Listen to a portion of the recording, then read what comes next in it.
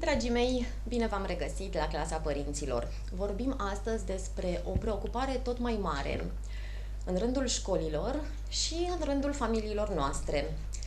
Pentru a reuși să găsim cele mai bune soluții, ne-am dorit să cunoaștem, este vorba despre bullying, ne-am dorit să cunoaștem foarte bine acest fenomen. De aceea astăzi o am alături de mine pe Ariana Georgescu, profesor psiholog școlar. Bine ați venit la clasa părinților. Bine v-am găsit, vă mulțumesc mult pentru invitație.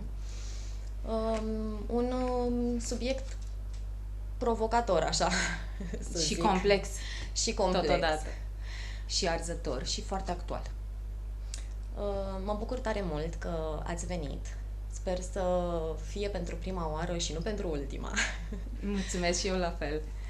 Înainte de a începe, o să vă rog, așa cum mă obișnuiesc pentru persoanele care vin pentru prima oară în emisiune, câteva cuvinte despre activitatea dumneavoastră.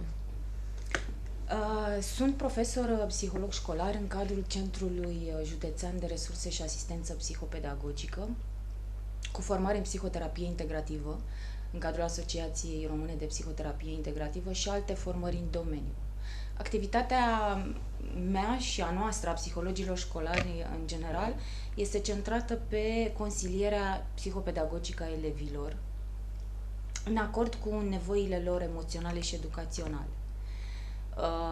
Pe lângă acest lucru, în atribuțiile psihologului școlar intră și consilierea metodologică a cadrelor didactice, pentru a crea un parteneriat educațional cât mai eficient, benefic atât elevilor cât și profesorilor. Și nu în ultimul rând, bineînțeles că ne ocupăm de consilierea parentală, care este foarte importantă în ideea că trebuie optimizată relația părinte-copil, părinte-școală. Părinții își pot dezvolta în cadrul consilierii abilitățile parentale, se pot ameliora, preveni anumite dificultăți de învățare ale copiilor, anumite dificultăți de relaționare. Acesta ar fi segmentul consilierii individuale al Cabinetului de Asistență Psihopedagogică. Însă, în cadrul acestui cabinet, noi oferim servicii și de consiliere de grup. La începutul fiecărui an școlar, identificăm nevoile de consiliere ale copiilor și ale cadrelor didactice și elaborăm programe de consiliere de grup. Cum ar fi programe de prevenire a fenomenului de bullying în mediul școlar, de prevenirea violenței în mediul școlar, de dezvoltare personală, de dezvoltare emoțională și socială. Foarte complex. Suntem puțini și facem multe. Poate mult prea multe. Noi ne bucurăm, noi părinții, că putem beneficia de toate aceste lucruri pe care le-ați menționat. O să vă pun acum câteva întrebări la care o să vă rog să-mi răspundeți deocamdată doar cu da sau nu. Ok? Wow, interesant. Interesant.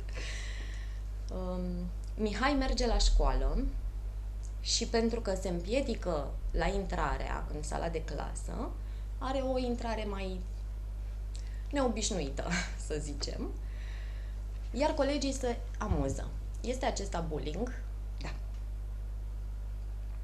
Ionuț și Maria se contrazic într-o discuție pe subiectul unui film și ajung chiar să se jignească.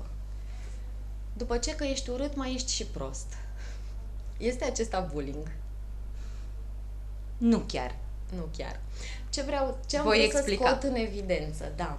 Este foarte important să înțelegem care este diferența dintre un conflict sau o simplă tachinare întâmplată așa ocazional și bullying-ul. Și de aici vine întrebarea, ce este bullying-ul? Conform Asociației Americane de Psihologie, bullying-ul este un comportament agresiv pe care o persoană îl manifestă vis-a-vis de o altă persoană în mod intenționat și repetat, pentru a produce disconfort. Acest disconfort poate fi produs de, nu știu, un contact fizic, de o lovire fizică, de cuvinte adresate sau de acțiuni mai subtile, ca acela pe care l-ați menționat mai devreme. Glume, gesturi pe la spatele persoanei, insinuări, menite, bineînțeles, să-l facă pe celălalt să se simtă umilit și să-l pună într-o poziție inferioară. Aceasta este definiția bullying-ului, însă nu orice comportament agresiv, așa cum ați spus și dumneavoastră mai devreme, este bullying. Este extrem de important să distingem între comportamentele agresive de tip bullying și comportamentele agresive de tip conflict. Pentru ca un comportament agresiv să fie bullying, el trebuie să îndeplinească niște condiții. Cum ar fi? Trebuie să existe un dezechilibru al puterii, în primul rând. Copilul care îl agresează pe un alt copil își folosește puterea uneori fizică, alteori se folosește de accesul pe care îl are la anumite informații stânjenitoare legate de persoana în cauză sau pur și simplu de popularitatea pe care o are, să zicem, la nivelul clasei pentru a îl controla și pentru a-l umili. În al doilea rând, o a doua condiție pe care trebuie să o îndeplinească comportamentul agresiv pentru a fi considerat bullying este aceea de a fi repetat. Să existe într-o formă continuată. Și nu în ultimul rând, aș adăuga eu, când vorbim despre bullying, în general nu avem la bază un motiv solid, concret. Bullying-ul nu este reactiv. În sensul că m-am supărat pe colegul de clasă, m-a jignit la ora de matematică, i-am adus și eu injurii sau l-am lovit pentru că m-am împins la ora de educație fizică și sport. Am reacționat. Nu. Bullying-ul este gratuit și nu are la bază un motiv. Victima agresiunii nu a făcut nimic, nu a inițiat niciun conflict, nu a generat nicio ceartă, ci este doar o rampă de lansare pentru agresor, un soi de recipient al frustrărilor acestuia și o modalitate prin care acesta să strălucească în lumina reflectoarelor. Aceasta este caracteristica principală, să zic, a bullying-ului și cred că diferența pe care trebuie să o subliniem atunci când vorbim despre conflict și atunci când vorbim despre bullying. Am înțeles perfect. Dacă ar fi să facem așa un tablou al bullying-ului, ce am regăsit în el? Vreau să înțelegem care sunt personajele, deja dumneavoastră ați menționat victimă, agresor, mai pot fi și altele, și sigur, ce emoții găsim pe acolo, la fiecare în parte. Sigur că folosim acești termeni, care pot fi și etichete, din păcate, da? Pentru a explica fenomenul de bullying și pentru a-l înțelege mai bine. Mă bucur că ați menționat. În sensul că există niște participanți la această piesă de teatru, să zicem. Și ei se numesc victime, se numesc agresori, dar și spectatori. Personal nu sunt de acord cu etichetarea, cu încadrarea oamenilor într-o anumită categorie. Mi se pare total ineficient pentru că oamenii sfidează categoriile. Și apropo de ce m-ați întrebat mai devreme legat de emoții sau de portretul acestui fenomen, nu există un portret cu niște caracteristici universal valabile pentru agresor, universal valabile pentru victime.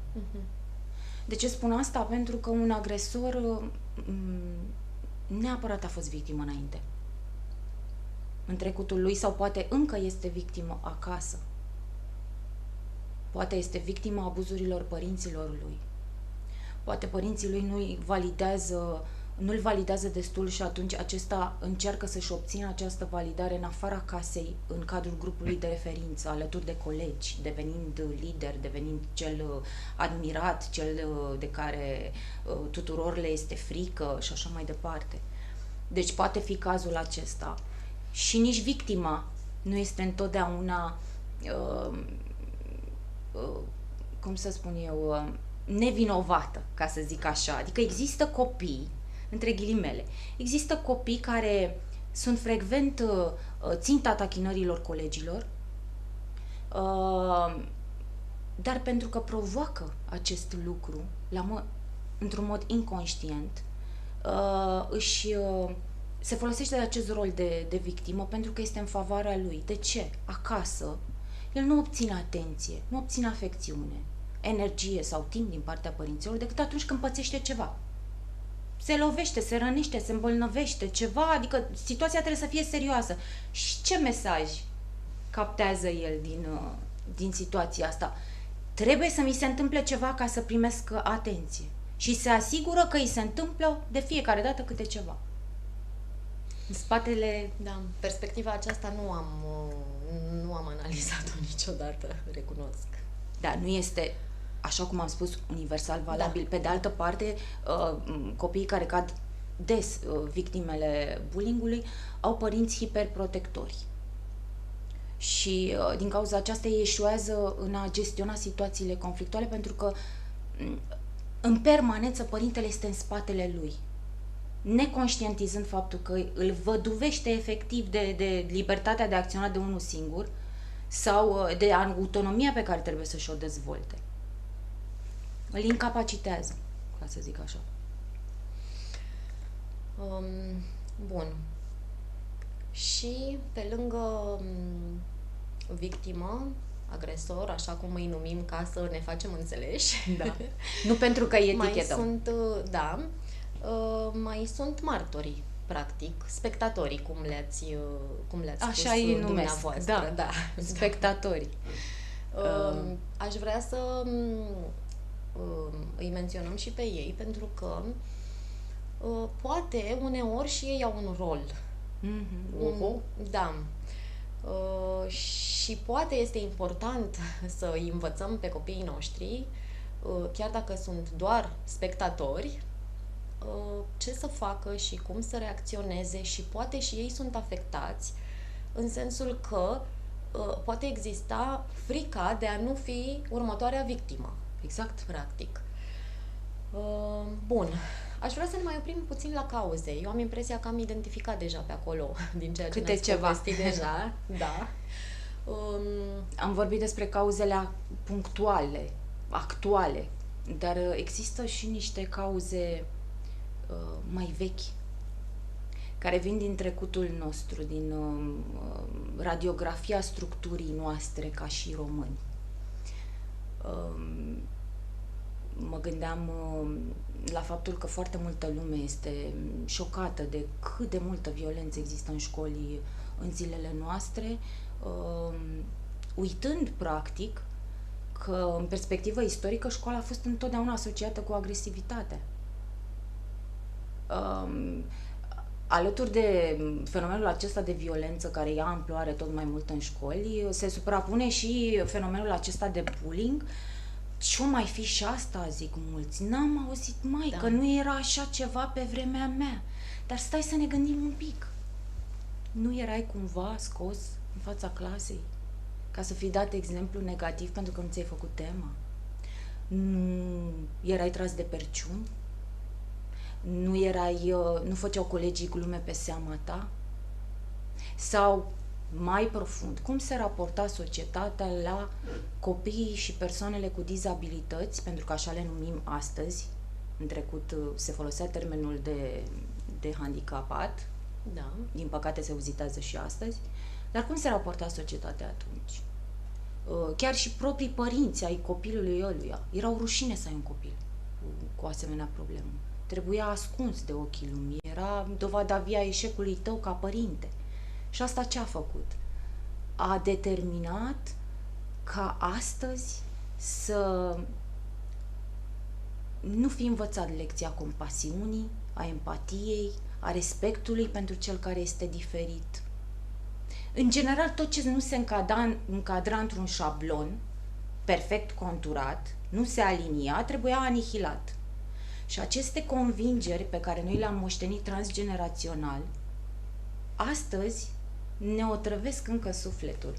Există și niște cauze mai vechi. Și ne trebuie timp să ne vindecăm. Pentru că în sistemul nostru de credințe, aceste convingeri nu au dispărut. Din mentalul colectiv încă nu au dispărut. Și noi trebuie să ne adaptăm la faptul că astăzi este inacceptabil să te mai comporți așa, pentru că se dorește o schimbare profundă la nivelul teoriei și practicii educaționale și nu mai vrem să ne comportăm așa, dar nu știu dacă este convingerea noastră. Pentru că noi am trăit niște ani într-un fel și ne mai trebuie încă pe atât sau poate mai puțin ca să ne vindecăm. Asta la nivel profund. Punctual, evident că fiecare caz în parte este diferit și trebuie gestionat diferit.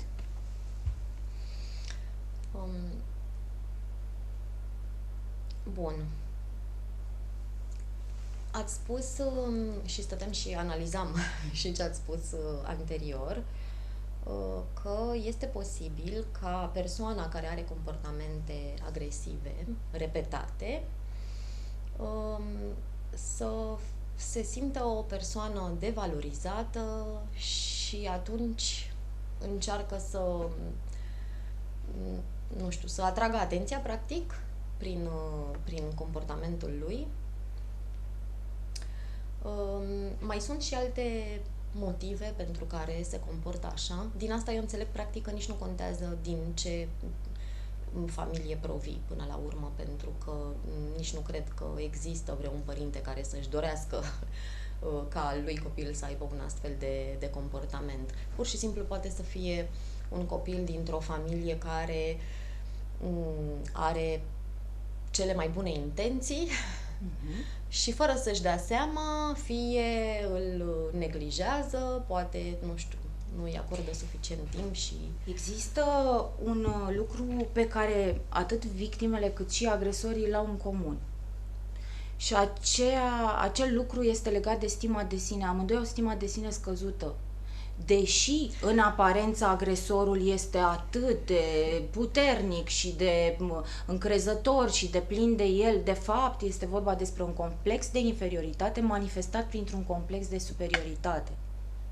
Pentru că eu știu sau simt la nivel inconștient că am anumite carențe, că îmi lipsesc niște lucruri, încerc să le maschez comportându-mă în felul acesta.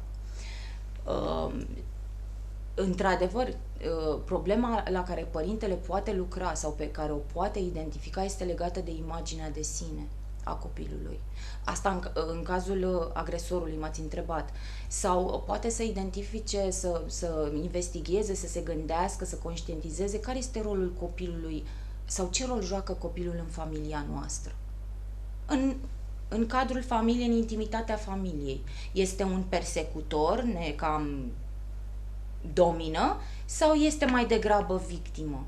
Un tată excesiv de sever, o mamă dominatoare, să spunem așa, sau foarte critică, poate să-l facă pe copil să intre acasă în rolul de victimă și să compenseze la școală, devenind persecutor. Asta în cazurile fericite în care, mă rog, copiii sunt îngrijiți, familia este una care se ocupă de el și nu-și dorește, Doamne ferește, să ajungă în situația aceasta. Bineînțeles că mai există și cazurile de abuz. Clar, un copil abuzat are două căi. Alege dintre două drumuri. Ori devin mai puternic în mintea lui și atunci îi abuzez și eu la rândul meu pe ceilalți, astfel încât să nu mai fiu rănit niciodată, ori rămâne în rolul de victimă. Peste tot, și acasă și la școală. Și ce complicat devine. Da. Ce complicat devine. Revenim după o scurtă pauză, foarte, foarte scurtă. Dragii mei, bine v-am regăsit. Vorbim astăzi despre bullying alături de Ariana Georgescu. A fost foarte interesantă discuția noastră de până acum și aș mai avea multe întrebări să vă adresez. O să merg mai departe doar pentru că vreau să punctez așa câteva lucruri și nu aș vrea să-mi scape ceva din ceea ce consider că este util să înțeleagă părinții și nu numai părinții, și cadrele didactice, pentru că de cele mai multe ori și ele sunt puse în anumite situații în care efectiv nu știu ce să facă, ce soluții să găsească, pentru că nu știu dacă îi învață cineva. Spuneați la începutul emisiunii că sunt de ajutor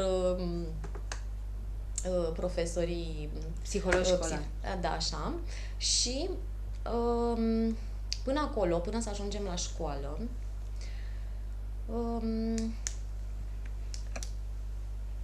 aș vrea să știu, eu ca părinte de...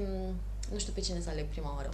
Eu ca părinte de victimă, să zicem, cred că îmi este foarte util să înțeleg ceea ce ați spus dumneavoastră mai devreme despre agresor.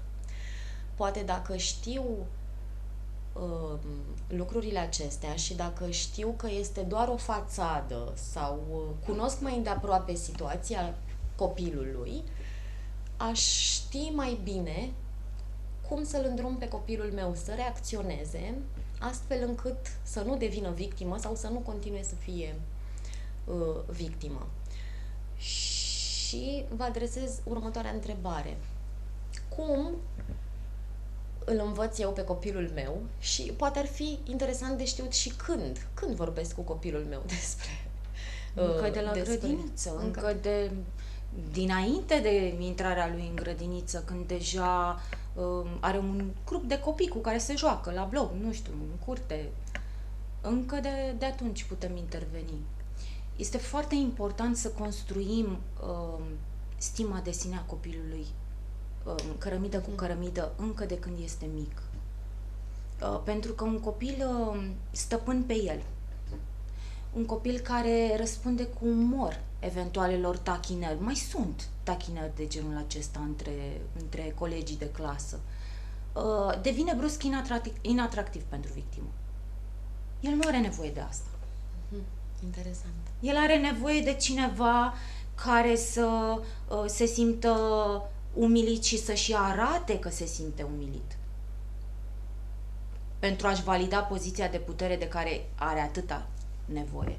Și atunci, dacă eu lucrez cu copilul meu la stima lui de sine, încurajându-l în general, nu vorbind doar despre situația aceasta, în general, încurajându-l, subliniind calitățile pe care le are, desenele pe care le face, lucrurile la care se pricepe, situațiile în care noi l-am observat și s-a descurcat și putem puncta lucrul acesta. Uite cât de bine te-ai descurcat, ce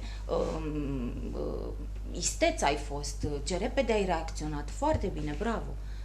Atunci el crește sigur pe el și practic nu îi mai permite agresorului să... Pentru că cea mai bună soluție în cazurile acestea nu este contraatacul. Eu îi învăț pe elevi mereu. Învățați să vă apărați, dar nu contraatacați. Adică cineva mă lovește la școală. Acum o să se supere domnul profesor pe mine. Eu nu pot să stau să mă lovească până vine doamna dirigintă, doamna educatoare, doamna învățătoare care poate e în pauză, nu știu. Până vine un adult, ce fac? Stau acolo, se poate întâmpla o tragedie și atunci eu trebuie să mă apăr. Dar doar mă apăr, nu contraatac. Este foarte important ca victima să reacționeze. Cum mă apăr? Mă apăr, efectiv nu stau să fiu lovit. Țin mâinile, încerc să imobilizez persoana care m-a atacat. Există această tendință a adulților, atât a părinților cât și a unora dintre profesori, în a recomanda copilului ignoră. Ignoră ce îți spune, ignoră ce îți face. Mi-a aruncat cu laptele în cap, ignoră. Da, este foarte frecventă. Nu, e un semn de slăbiciune faptul că tu nu răspunzi în fața agresorului. De asemenea, un alt lucru care nu-l ajută pe copilul meu este ca eu, ca părinte, să vin să intervin imediat. Da, aceasta este o altă practică și chiar voiam să o aduc în discuție, în ideea în care prima reacție pe care o are părintele, în cazul fericit în care acasă copilul îi spune, povestește, da? îi povestește ce îi se întâmplă. Punem repede mâna pe telefon și începem. Sunăm pe doamna, sunăm părintele celălalt. Exact. Eventual mergem și peste copil la școală a doua zi și... Da. Puteți să vă imaginați scenariul, Este cred. un haos. Da.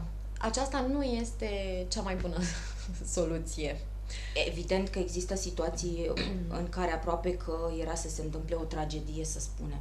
Adică copilul meu vine acasă aproape mutilat, Doamne ferește, nu pot să nu reacționezi. Da, nu clar. se poate. Nu. Însă, în situațiile acestea cel mai frecvent întâlnite, este mai bine să aștept și să încerc să învăț copilul să gestioneze singur foarte situația. Pentru că dacă intervin imediat, agresorul vede în asta un semn de slăbiciune și nu fac altceva decât să-l incit și mai tare. Da. Și poate devine și mai des.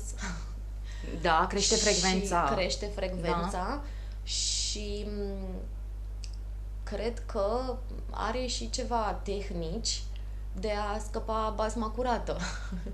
Adică doar glumeam, nu? Da. Este motivul cu care mă lupt și ne luptăm, atât eu cât și colegii mei în școli mai nou. Doamne, dar așa glumim noi. Doar glumeam cu el. Și întotdeauna le spun, știți ce este aceea o glumă bună? Nu. Păi o glumă bună este o glumă la care râde toată lumea. Când râzi de cineva și nu cu cineva sau alături de cineva, nu mai vorbim de glume, vorbim de batjocură. Eu așa o numesc atunci când lucrez cu copiii mai mici, hărțuire atunci când lucrez cu adolescenții, că ei înțeleg conceptul mai bine. Și atunci vorbim de bullying, da. Da. Bine, și dacă sunt mama agresorului,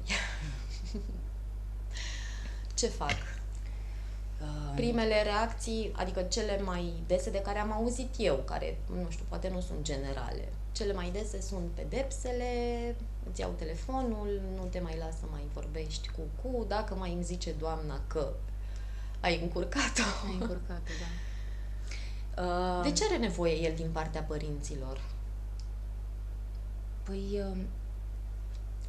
când spuneam mai devreme că agresorul suferă de o lipsă acută de afecțiune și de validare, deci are o carență.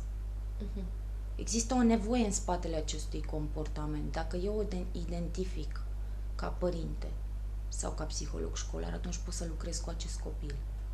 Însă ca părinte nu o pot identifica decât atunci când investighez foarte în amănunt ceea ce s-a întâmplat. Aflu că al meu copil la școală a agresat un alt copil. Îl întreb ce s-a întâmplat și încerc să-i acord mai mult timp în următoarea perioadă pentru a vedea care este nevoia din spatele acestui comportament. De ce spun asta?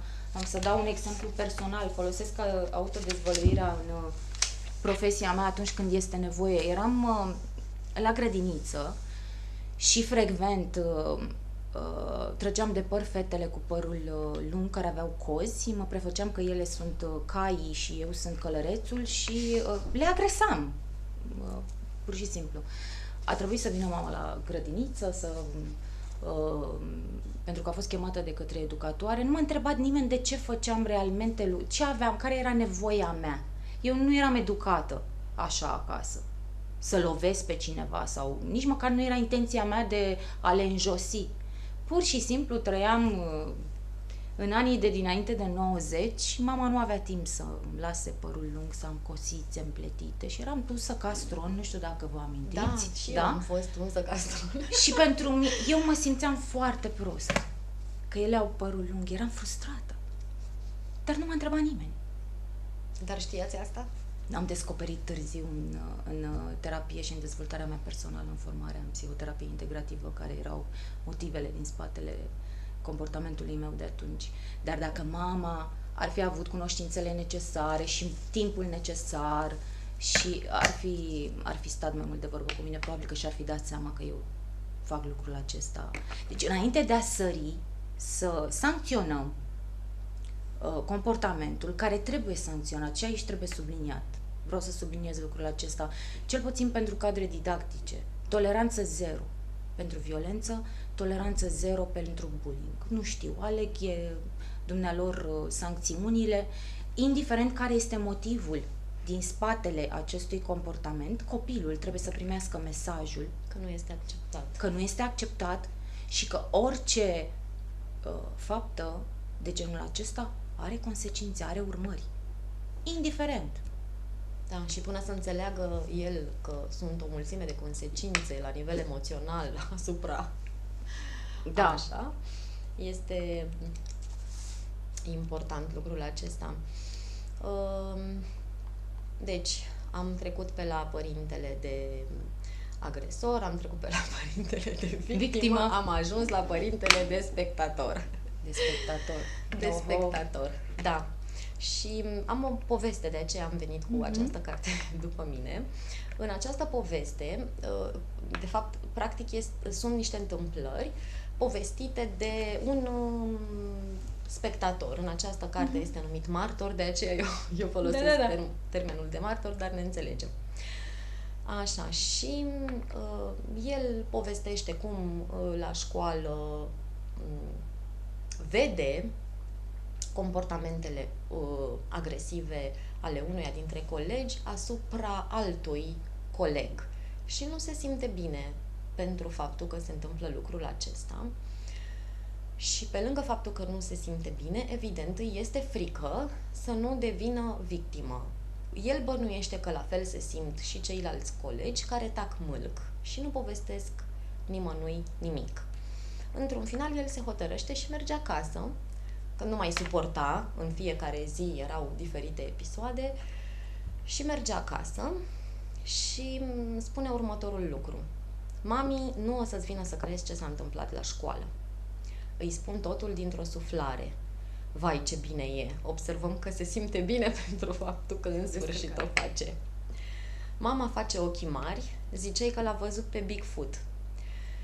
Îi zice ceva tatei de școală cu pretenții sau ceva de genul, apoi mă întreabă pe mine în continuu dacă și eu am pățit ceva. Eu îi zic că nu, dar ea insistă și strig la ea cu putere. Am zis nu înțelegi că eu nu știu ce să fac, nimeni nu face nimic. Toți ne uităm, dar nimeni nu face nimic.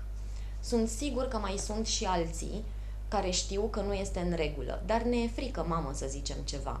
O să ne spună că suntem pârâcioși și apoi o să pățim la fel. Păi nu te băga atunci, ignoră-i, ocolește-i. Și crezi că e bine să-i lăsăm așa pe colegii noștri? Rezolvă profesoarele, nu e treaba noastră și nici a voastră. Hai, fugi acum, că am treabă și tu ai de făcut proiectul acela. Și el, în gândul lui, zice, ciudat, frate, parcă nu răspunsul ăsta l-așteptam. Dar ce știu eu? Ce părere aveți? Când vorbeam mai devreme, la începutul emisiunii, despre cauzele profunde ale fenomenului de bullying, fix la asta mă refeream. La sistemul nostru de credințe, al nostru ca și părinți, care nu s-a schimbat. Și iată, aceasta era convingerea și încă domnește și astăzi. Nu ne băgăm. Nu ne băgăm, da. S-au făcut o grămadă de experimente sociale cu femei agresate în plină stradă, în fața trecătorilor, adică toată scena foarte reală și nimeni nu s-a oprit, nimeni nu... Și atunci, dacă eu, ca părinte, transmit copilului meu mesajul acesta, copilul meu mai departe va continua să fie un spectator pasiv. Pentru că există două feluri de spectatori. Martori. Spectatorii pasivi, cum sunt copiii de genul acesta, cărora le este frică să intervină, care ar dori să intervină, care nu se simt confortabil Toată situația le produce un disconfort la nivel emoțional, dar le este frică să intervină sau sunt sfătuiți de părinți acasă să nu o facă și atunci nu o fac. Și a doua categorie de spectatori, aceia care prin gesturi aprobă comportamentul agresorului, validându-i acestuia poziția de putere. Pentru că bullying-ul întotdeauna are spectatori, are public. O altă diferență între bullying și actele de violență de tip conflict. Conflictul de regulă este spontan și dacă este spontan se poate întâmpla între noi doi, acum aici, să fim singuri sau să fie cineva în preajmă, pentru că m-am înfuriat, am reacționat. Nu știu dacă eram noi doi sau mai era cineva. Pe când bullying-ul nu. Bullying-ul are întotdeauna nevoie de public, de spectator. Altfel nu-și mai atinge scopul. Da. Bun. Și atunci, dacă eu aș fi fost mama acestui băiat, ce m-ați fi sfătuit să fac? Cu cine să vorbesc? Evident că... Sau ce să-i transmit copilului? Evident că aș fi discutat cu învățătorul, profesorul, dirigintele în cauză despre situația care există la nivelul clasei, însă mi-aș încuraja copilul să intervină. Așa cum poate el să o facă la nivelul lui. Că este vorba despre un cuvânt, stop, nu-ți mai permitem să faci asta, nu este bine ce faci. Că, nu știu, dar să intervină, să facă ceva. Noi nu ne naștem empatici. Noi devenim. Și asta ce înseamnă? Că empatia este educată. Ori dacă eu ca părinte nu fac lucrul acesta cu copilul meu atunci când este mic, personal, dacă aș fi părinte, mi-aș duce copilul în centrele de plasament. L-aș învăța să își doneze jucăriile atunci când are prea multe. L-aș învăța cum să se comporte cu animalele. Este iarăși un aspect important. Multă lume mă întreabă care e legătura. Păi da, pentru că modul în care ne raportăm noi la animale, care sunt niște ființe vulnerabile, îi transmit copilului mesajul vis-a-vis de cum trebuie el să privească și să se comporte cu ființele vulnerabile. Copiii care nu au părinți, animalele, bătrânii. Deci eu nu fac asta ca părinte. Cine să o facă? Deci, prevenirea bullying-ului înseamnă, de fapt, foarte multă educație în spate, înainte de a căuta noi niște soluții punctuale, așa, cele pe care le așteptăm, de fapt, atunci când se întâmplă. Nu ne gândim, aoleu, ce fac acum? De fapt, este vorba despre multă educație în spate și în ceea ce privește prevenirea și în ceea ce privește reacția copiilor noștri în diferite situații. Acum o să ajungem și în mediul școlar. Vreau să se termine emisiunea până nu mă pun și în pielea, că m-am pus în pielea tuturor. Profesorului. Până nu mă pun și în pielea profesorului, eu nu plec de aici. Și mi se pare foarte complicat și mi se părea complicat și înainte. Însă vă mărturisesc că după această discuție mi se pare și mai complicat, pentru că îmi dau seama că este un cumul atât de mare de tot felul de lucruri și puterea la mine este așa mică. Foarte mică. Foarte mică, da. Și atunci, mai ales că spuneați că și sunt foarte multe cazuri și acesta nu este un secret. Toată lumea cred că dacă nu a trăit-o pe pielea lui, sigur are pe cineva care, căruia i s-a întâmplat lui sau copilului lui în școală. Bine, să zicem că avem la școală, o să iau ceva mai concret. Avem la școală un caz în care o persoană agresează frecvent o altă persoană și nu neapărat o agresează, nu știu, fizic. Pur și simplu o tachinează, face diferite glume, îi mai pune o piedică, nu știu cum să le numesc pe toate la un Da, dat. un soi de tachinare. Da, da. Mhm. Așa, iar copilul, victima, nu mai acceptă, nu mai vrea să mai meargă la școală. Acum mi-a venit ideea aceasta. Foarte multe cazuri de Așa, genul bun, acesta. ce fac eu ca diriginte? Că deja cred că sunt puțin mai... Nu neg că în școlaritatea mică nu se întâmplă lucrurile acestea, însă parcă devine din ce în ce mai dificil. Atunci când cresc. Da. Da. Ce fac eu ca și diriginte? Cui mă adresez? Pe cine iau în echipa mea?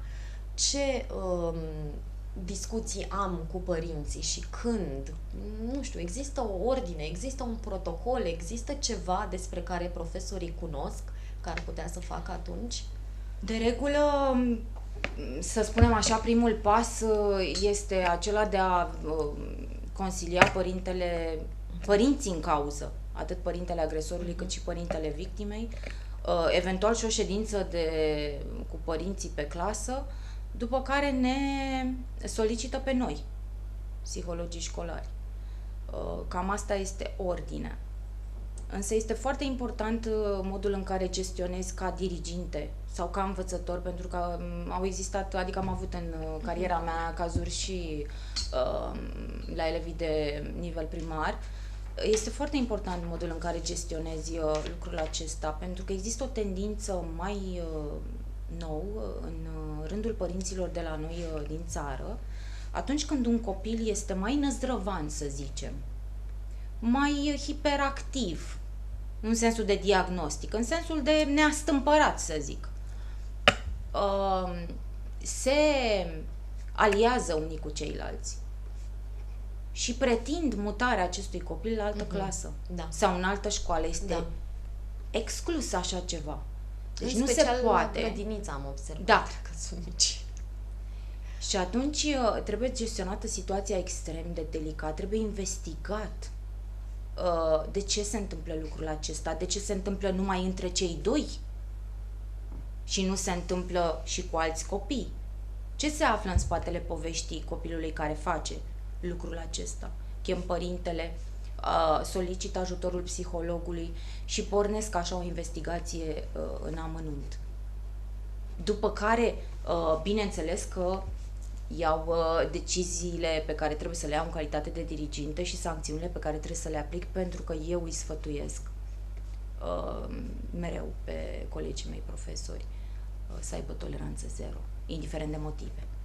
Adică am înțeles, e ok, dar trebuie și tu să înțelegi că, făcând lucrul acesta, având acest comportament, primești această sancțiune. Acest lucru nu înseamnă că ești un copil rău, iarăși trebuie să distingem între comportament și copil, mai ales la vârstele mici. Dar are cineva grijă să-i spună lucrurile acestea și să îl ia așa pe agresor cu binișorul și să discute cu el și să vadă ce nevoi are și să... Acolo unde suntem și putem și suntem solicitați la timp, da, o facem noi, pentru că eu sunt una singură și am cel puțin 800 de elevi. Așa spune legea, că trebuie să mă ocup de nevoile tuturor celor 800 de elevi. Și este foarte greu. Dacă am fi mai mulți, dacă s-ar schimba, promite domnul ministru niște schimbări radicale în zona aceasta, cu siguranță că și eficiența intervenției noastre ar fi alta. Bine. Timpul s-a terminat. Nu cred. Ba da, v-am spus că așa va fi, v-am avertizat. Nu cred. Mai aveam de povestit și probabil o să ne revedem curând. Vă ofer ocazia un mesaj scurt, dacă doriți, pentru copii. Am vrut pentru părinți, dar m-am răzgândit. Pentru copii. Ce le-aș spune eu copiilor? Da. Poate să fie general, să nu aibă legătură cu bullying-ul. Orice doriți. Le-aș spune să rămână copii cât de mult pot. Să tragă de timpul ăsta alocat copilăriei cât mai mult. și să nu lase pe nimeni să le taie aripile. Foarte frumos. Eu vă mulțumesc foarte mult. Mulțumesc și eu pentru invitație. Le transmit și eu părinților, bunicilor, profesorilor și oricărei persoane, nu știu, care se implică în creșterea copilului. Vreau să le transmit următorul mesaj: să aibă grijă de stima de sine a copiilor lor, de mici să învețe ce este empatia și să învețe să spună stop. Preiau de la dumneavoastră aceste cuvinte, să spună stop, nu îți permit să te comporți așa cu mine. Dragii mei, ne revedem săptămâna următoare. La revedere!